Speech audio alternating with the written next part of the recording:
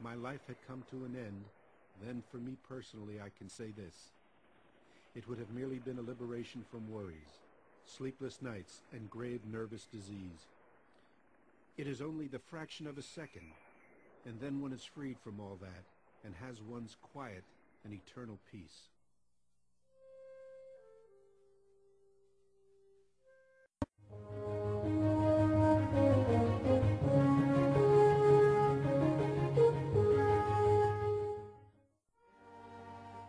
To Adolf Hitler, seen here in rare home movies taken at the Führer's mountain retreat at Berchtesgaden, Bavaria, the war seems far away.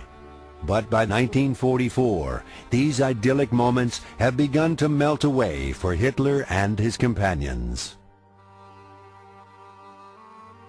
His most famous friend, his lover, Eva Braun, skating here, filmed most of these remarkable images with her home movie camera and posed for many more.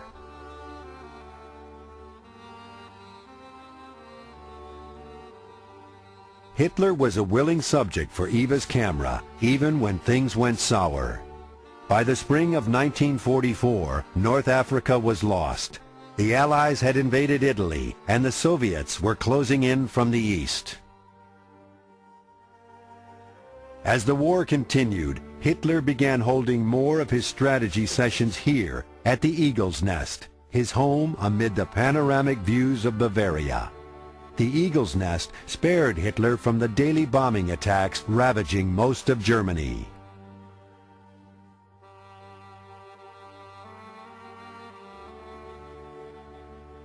The Führer, however, kept up airs, meeting with heads of states who were still forced to curry favor with the Third Reich. The outcome of the war was still uncertain.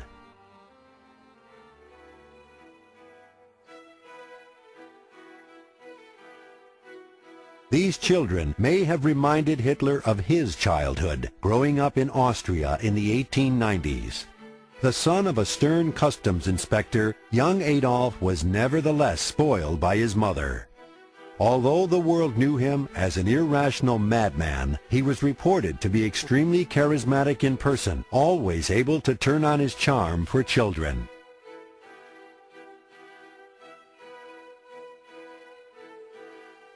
Since the 1920s, Hitler had used his charisma to charm the masses as well. Eva Braun's home movies show that even while losing the war, he was able to portray the upbeat, confident leader in front of adoring German crowds.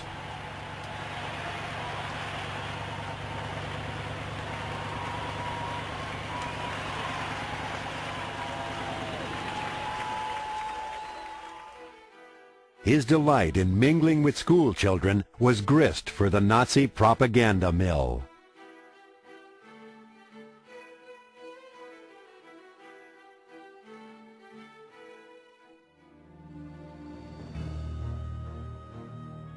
But Germany's time was coming to an end.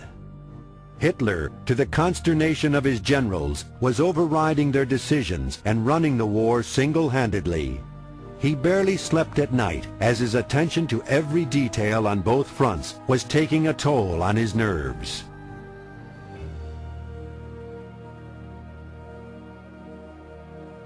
The Führer knew that the Allies would soon attempt to breach his Atlantic wall of pillboxes, mines, and gigantic guns that protected the western coast of Europe. If he could repel the Allied landings, he would be able to transfer countless troops to the Eastern Front to attack the Russians, possibly pulling victory from the jaws of defeat.